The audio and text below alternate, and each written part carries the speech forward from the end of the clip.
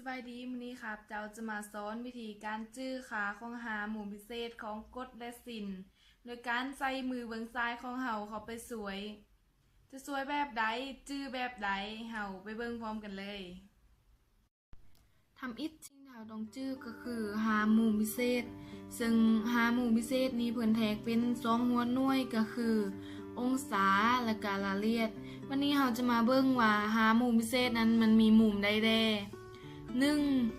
มุม0องศาหรือเท่ากับ0รายละเอียด 2. มุม30องศาหรือเท่ากับปีส่วน6รายละเอียด 3. มุม45องศาหรือเท่ากับปีส่วน4รายละเอียด 4. มุม60องศาหรือเท่ากับปีส่วน3รายละเอียด 5. มุม90องศาหรือเท่ากับปีส่วน2รายละเอียดอันนี้เป็นความรู้พื้นฐานที่เราจะต้องได้จื้อวันนี้เราจะไปเบิ่งวิธีการจื้อว่ามันลาหามุมลังกาวของกฎและศิลป์นั้นมันมีค่าเท่ากับเท่าใดอันนี้แม่นปัญหาที่น้องๆแล้วก็หมู่เพื่อนหลายๆคนยังจื้อบ่ไหลว่าค่าของกฎและศิลป์ของมุมเหล่านี้แม่นมีค่าเท่ากับเท่าใดแล้ววันนี้เราจะมาสอนวิธีการจื้อขาของกฎและศิลป์ง่ายๆซึ่งเราจะใส่มือเบื้องซ้ายของเราเข้าไปสวยทำอิฐเฮาไปเบิ่งขาของกฎก่อนแล้วค่อยไปเบิ่งขาของศิลป์และอันนี้แม่นมือเบื้องซ้ายของเฮาให้เฮานับนิ้วโป้ของเฮาเป็นมุม0องศานิ้ว4เป็น30องศานิ้วกลางเป็น45องศานิ้วนางเป็น60องศาและนิ้วก้อยเป็น90องศาและให้จื้อว่าทุกๆครั้งของการหาขาของกฎและศิลป์มันจะออกมาเป็นหาคัน2ของตัวเด็กได้1หาร2นี่เราจะมาสอบข้อที่1กฎ0องศามีค่าเท่ากับเท่าใดนี่เราจะมาเทียบใส่มือตัวจริงของเรากฎ0องศา0องศาอยู่นิ้วโป้ให้เราเอานิ้วโป้นี้ลงมาจะยังเหลืออยู่4นิ้วนั้นจะได้หาคัน2ของ4หาร2หาคัน2ของ4เท่ากับ2หารใน2 2หาร2เท่ากับ1ฉะนั้นกฎของ0องศาจะได้1และกฎ0ก็จะเท่ากับ1เช่นกันวันนี้กฎ30องศากด30องศาอยู่นิ้ว4ให้เราเอานิ้วโป้แล้วก็นิ้ว4ลงมาฉะนั้นจะยังไรฉะนั้นเราจะได้หาคัน2ของ3ส่วน2หาคัน2ของ3ส่วน2ทอนหากบ่ได้เราจะเอาจะเท่าหาคัน2ของ3ส่วน2เลยกฎของปีส่วน6ก็จะเท่าหาคัน2ของ3ส่วน2คือกันวันนี้กฎของมุม45องศามุม45องศาอยู่นิ้วกลางเราจะเอานิ้วโป้นิ้ว4แล้วก็นิ้วกลางลงฉะนั้นจึงยังเหลืออยู่2นิ้วเราก็จะมาเขียนหาคัน2ของ2ส่วน2และหาคัน2ของ2ส่วน2นี่ก็ทอนหากบ่ไหลฉะนั้นจะเขียนว่าหาคัน2ของ2ส่วน2เลยกฎของมุมปีส่วน4ก็เท่ากับหาคัน2ของ2ส่วน2มันนี้มุม60องศามุม60องศาอยู่นิ้วกลางเราจะเอานิ้วโป้นิ้ว4นิ้วกลางและนิ้วนางลงจะยังเหลือแต่1นิ้วเราจะเขียนหาคัน2ของ1ส่วน2หาคัน2ของ1ส่วน2ก็ทอนหากบ่ไหลฉะนั้นจะได้หาคัน2ของ1ส่วน2และกฎของปีส่วน3ก็จะเท่า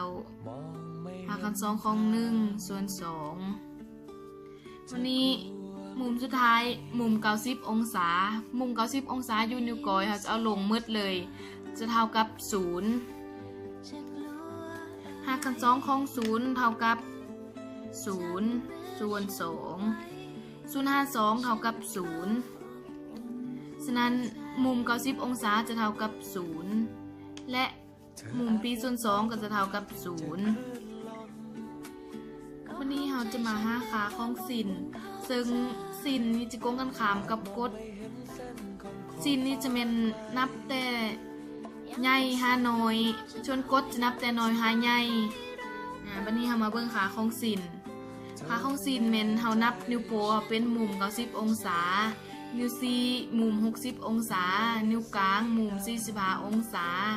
นิ้วนางมุม30องศาและนิ้วก้อยเป็นมุม0องศา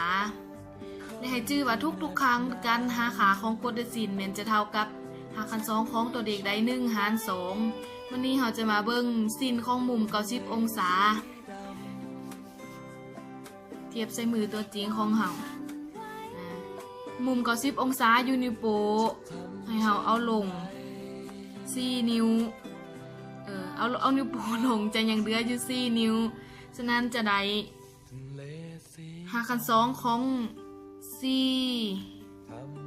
ส่วน2เท่ากับหาคัน2ของ4เท่ากับ2หารให้2เท่ากับ1ฉะนั้นสินมุม90องศาจะเท่ากับ1และมุมปีส่วน2ก็จะเท่ากับ1เช่นกันวันนี้ซอกมุมสินมุม60องศาสิน60องศาอยู่นิ้วซีเอา2นิ้วนี้ลงมาจะยังเหลืออยู่3นิ้วจะได้หาคัน2ของ3ส่วน2หาคัน2ของ3กระทอนหากบ่ไหลฉะนั้นเราจะเขียนใส่เลยเท่ากับหาคัน2ของ3ส่วนให้กับ2ปีส่วน3นี่ก็คือกันเท่ากับหาคัน2ของ3ส่วนให้กับ2วันนี้สิน45องศาสิน45องศาอยู่นิ้วนี้จะเอา3นิ้วนี้ลงมาก็จะยังเหลืออยู่2นิ้วจะได้หาคัน2ของ2ส่วน2หาคัน2ส่วน2ส่วนหาคัน2ของ2ส่วน2กับทอนหากบ่ไหลเช่นกันฉะนั้นจะเขียนใส่เลยว่าหาคัน2ของ2ส่วน2สินปีส่วน4ก็คือกันเท่ากับหาคัน2ของ2ส่วน2วันนี้มาสิน30องศาสิน30องศาอยู่นิ้วนางจะเอาลง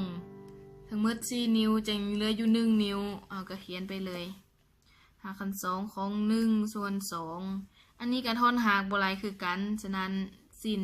30องศาจะเท่ากับหาคัน2ของ1ส่วนให้กับ2สินของปีส่วน6ก็คือกันเท่ากับ1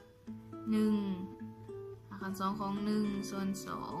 2วันนี้ตัวสุดท้ายสิน0องศาสิน0องศาอยู่นิ้วก้อยเอาลงมาหมดเลยจะเท่ากับ0หาคัน2ของ0เท่ากับ0หารให้กับ2 0หาร2จะยังเหลือ0ฉะนั้นสินของ0องศาก็เท่ากับ0และสิน0ก็จะเท่ากับ0เช่นกัน